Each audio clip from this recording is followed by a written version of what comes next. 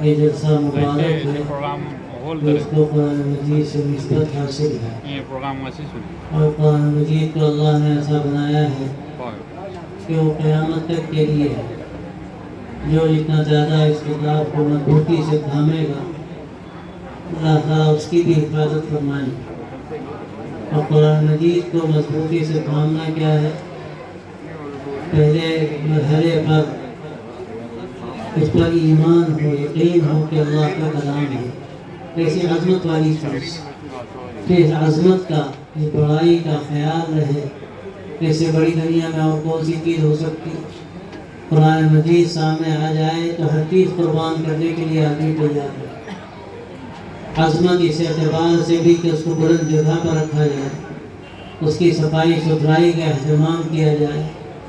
اور عظمت اس اعتبار سے بھی کہ اس کے ہر حکم کو سربلند کیا جائے،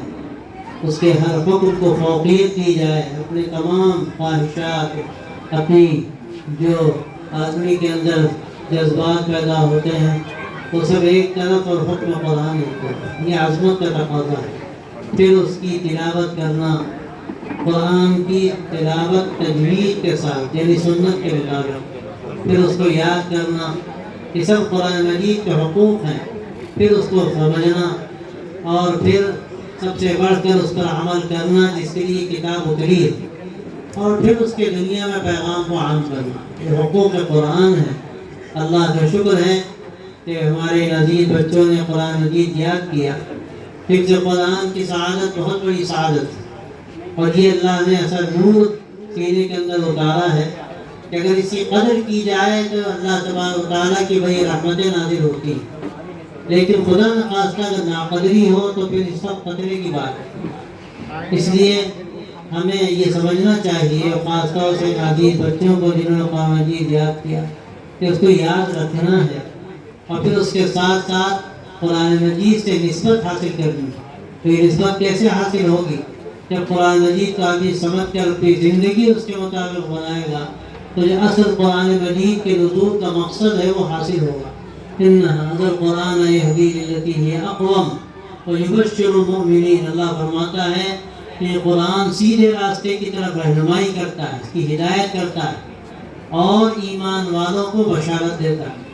ایمان والوں کو اس کی بشارت دیتا ہے کہ انہوں نے اللہ پر یقین کیا، اللہ کے کلام پر یقین کیا، اللہ کے کلام پر عمل کا ان کے اندر جذبہ پیدا ہوا، انہوں نے اپنی زندگی کو اس کے مطابق ڈالنے کی کوشش کی، تو ان کے لیے بشارت، کاہے کی بشارت ہے؟ جنت کی بشارت، اللہ کی رضا کی بشارت، وہاں کی ساری ان نعمتوں کی بشارت ہے کہ جو اللہ نے رکھی ہیں انہی لوگوں کے لیے جن کی قرآنی زندگی، جن کی زندگی قرآنی زندگی۔ تو اس قرآن مجید کی نسبت رکھنے والی مجلس کا یہی پیغام ہے کہ جتنے بھی ہمارے یہاں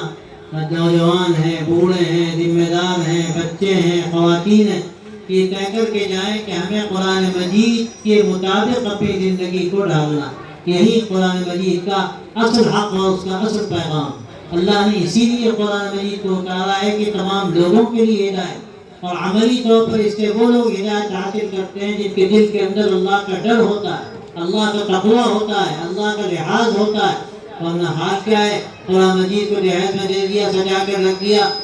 لیکن اس کے بعد فرصت نہیں اس کو اٹھانے کی، اس کو پڑھنے کی، تو قرآن مجید کر بارگاہ الہی میں شکایت کرے گا کہ حجت لک و علیک ہے۔ اللہ تعالیٰ ہم سب کی حفاظت کرے کہ کل خدا نخواستہ یہ ہمارے خلاف گواہی نہ دے،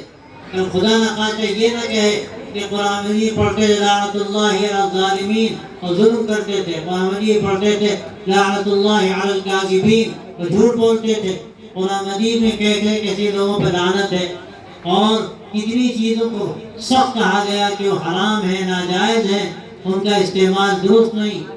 یہ کہا گیا انما الخمر والمیسر والانصاب والازلام رجس من عمل الشیطان فاجتنبوه، یہ ساری چیزیں، شراب اور یہ نشے کی چیزیں اور جوا اور پانسا اور یہ غلط سالت جو کام لوگ کرتے ہیں، ان کو کہا گیا کہ یہ نجس ہے، رجس ہے اور شیطانی کام ہے کہ قریب مت جاؤ ورنہ نقصان اٹھاؤ۔